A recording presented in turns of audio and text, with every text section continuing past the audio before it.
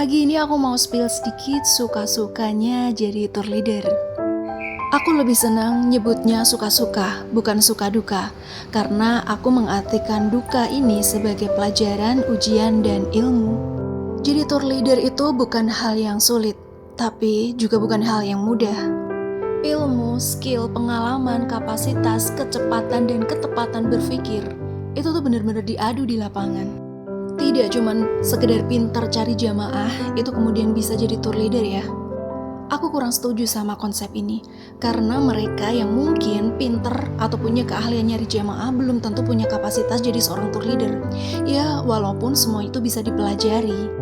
Tapi menurut aku, tidak seinstan itu juga prosesnya. Pekerjaan seorang tour leader ini harus benar-benar pakai hati. Kita harus mengutamakan kepentingan dan keinginan orang lain di atas kepentingan dan keinginan pribadi kita. Kita nggak boleh ngerasa lelah saat mereka membutuhkan kita, memastikan keamanan dan kenyamanan mereka, memastikan segala sesuatu sudah sesuai dengan rencana.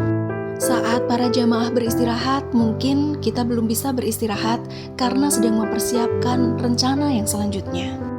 Dalam suatu waktu, kita harus jadi pendengar yang baik, jadi penyemangat, jadi pemberi solusi. Banyak profesi juga yang kita jalankan sekaligus, semisal jadi perawat, jadi tempat curhat, jadi tukang ngantar belanja, jadi money changer, jadi ustadzah juga, ngantar mereka tawaf sunnah, ngantar mereka tur ke Ka'bah. Masya Allah, dan kita nggak boleh lelah dengan semua itu. Walaupun kita semua menyadari tidak ada pelayanan yang sempurna, termasuk pelayanan dari seorang tour leader. Karena seorang tour leader juga punya keterbatasan berpikir dan punya rasa lelah juga. Jadi seorang tour leader tidak bisa mengarah pada sempurna. Yang bisa kita lakukan adalah melakukan yang terbaik sebisanya.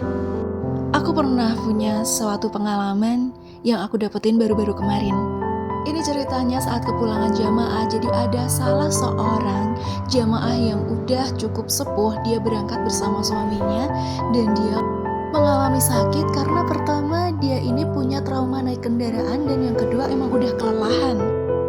Saat jamaah antri check-in paspor, si mbah ini tiba-tiba pingsan dan kebetulan mbah ini memang tepat berada di depanku. Otomatis si mbah ini langsung aku tangkap dan aku keluarkan dari barisan. Aku berusaha meminta kursi dorong kepada pihak bandara untuk membantu mbah ini untuk sampai nanti di gate keberangkatan. Tapi dari pihak bandara tidak begitu saja ngasih karena ngelihat kondisi si mbah ini yang memang udah lemah dan mereka memaksa untuk memasukkan mbah ini ke klinik. Aku bersama beberapa temanku ngeyel supaya si mbah ini gak dibawa ke klinik karena kami tahu konsekuensinya. Ini boarding tinggal setengah jam lagi. Kalau di klinik dia menghabiskan lebih dari setengah jam, tentu itu bikin kita akan gagal terbang, khususnya si mbah ini dan aku sebagai tour leadernya. Tapi pihak bandara ngeyel dan bersikeras membawa mbah ini ke klinik. Terpaksa aku harus menurut.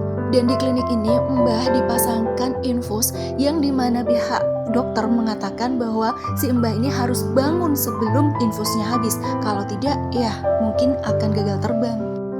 Menit-menit terakhir sebelum boarding, mbah ini belum juga siuman. Inilah kondisinya beliau. Aku berdoa, aku sholawat, semua cara udah aku lakukan sampai akhirnya kata terakhir yang aku bisikan ke telinga beliau. Aku bilang, "Mbah, Bapak udah di pesawat. Mbah mau pulang apa enggak? Pesawatnya udah mau berangkat." Kemudian, Masya Allah, atas izin Allah, beliau terbangun. Dan inilah detik-detik selanjutnya saat kami mengejar pesawat. Sampai di pintu pesawat, pilot, pramugari, semuanya sudah menunggu kami. Dan aku baru bisa menangis untuk semuanya. Tentu menangis untuk semua hal yang sudah aku lewati dan Allah beri aku